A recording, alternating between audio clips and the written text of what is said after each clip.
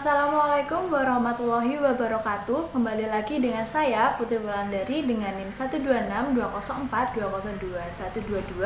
Di sini saya akan menjelaskan materi tentang sistem bilangan dan geometri.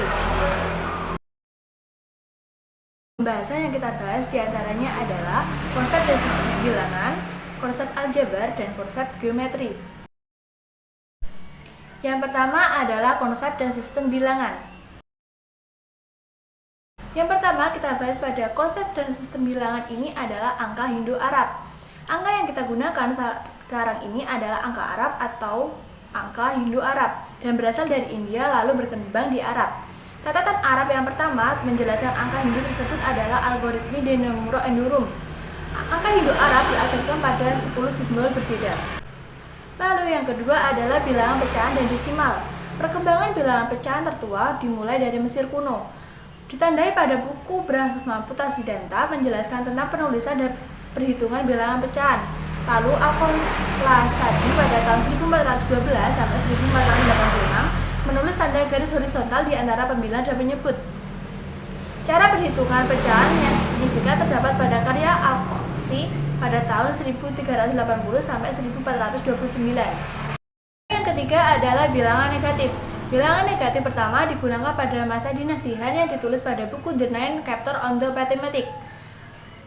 Bangsa Mesirlah yang pertama mengenal bilangan negatif. Matematikawan Cina kuno dan Yunani kuno belum menerima bilangan negatif sebagai penyelesaian suatu permasalahan.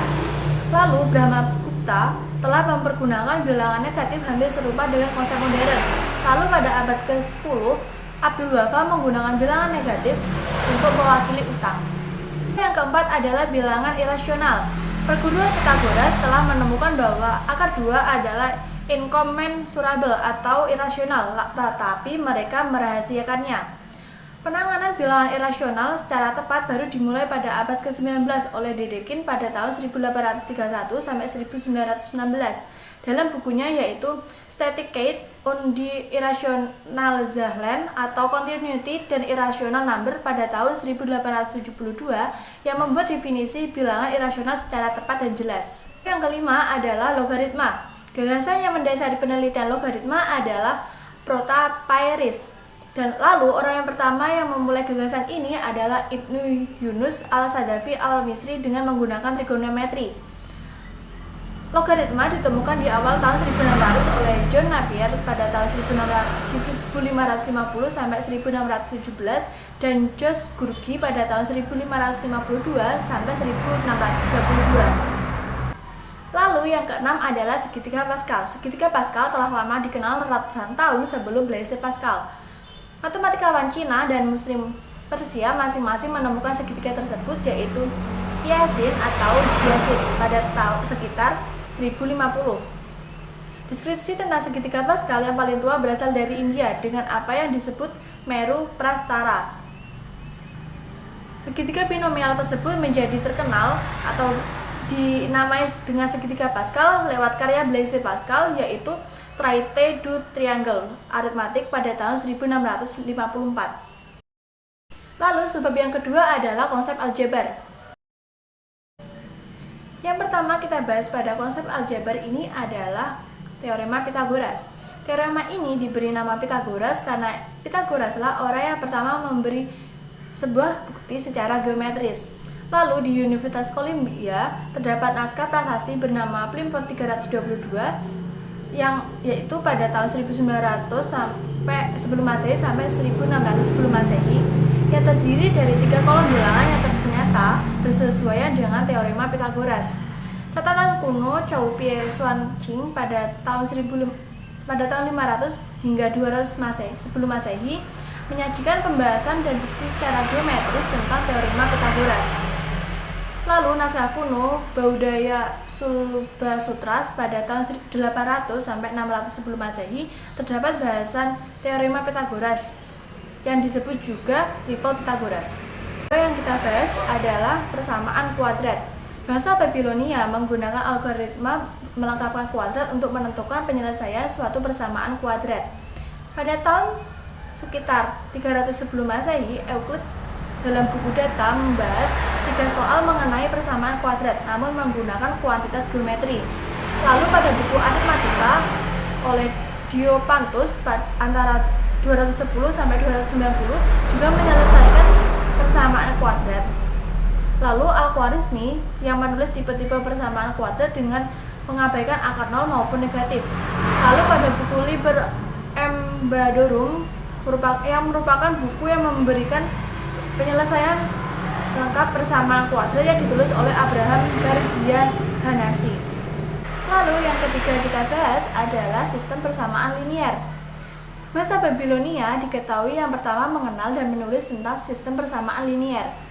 Dalam teks kuno Jiansang Suangsu yang terjemahan Inggrisnya adalah Nine Chapters of Mathematical Art telah menyuguhkan berbagai soal sistem persamaan linier, termasuk metode yang untuk menyelesaikannya yang dasarnya merupakan metode metrik, yaitu metode Fangchen yang kini disebut metode eliminasi Gauss.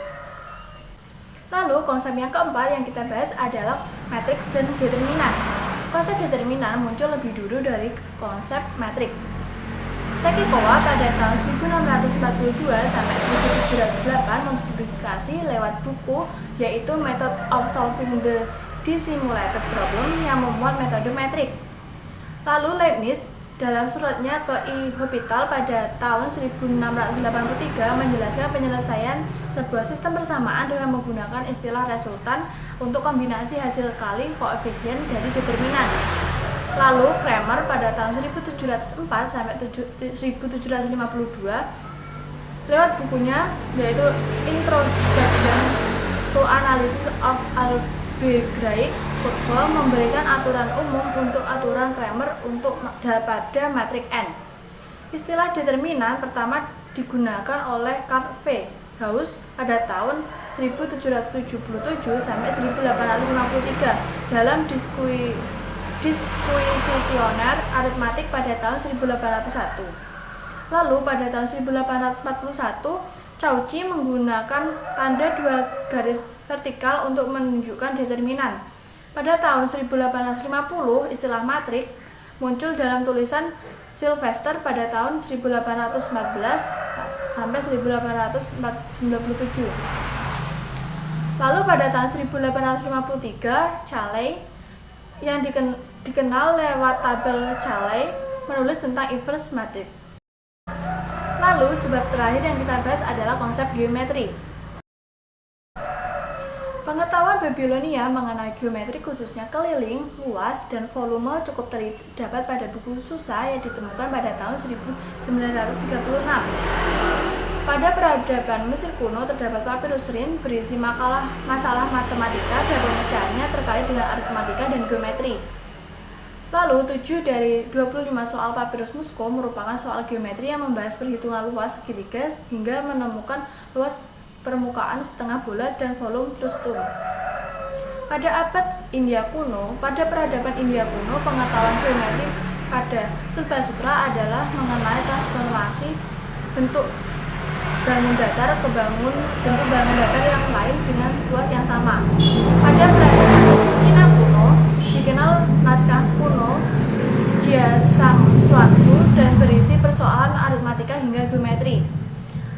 Sumber dan warisan utama geometri Yunani kuno berasal dari Euclid pada bukunya yang berjudul Elma yang terdiri dari 13 buah buku.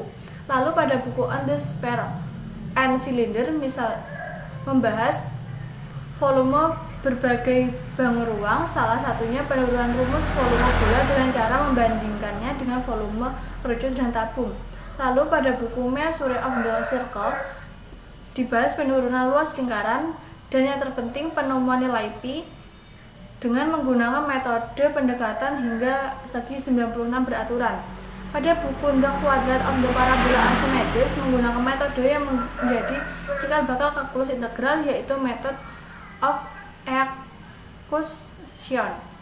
Perkembangan terpenting bidang geometri terjadi pada masa peradaban Islam, Arab dan Persia, yaitu rintisan geometri non-Euklidan. Dan yang terakhir, salah satu penemuan terpenting adalah penemuan integral kalkulus yang dapat menghitung luas dan volume berbagai bangun ruang. Sekian dari saya, terima kasih. Jika ada salah dalam penyampaian, saya mohon maaf. Wassalamualaikum warahmatullahi wabarakatuh.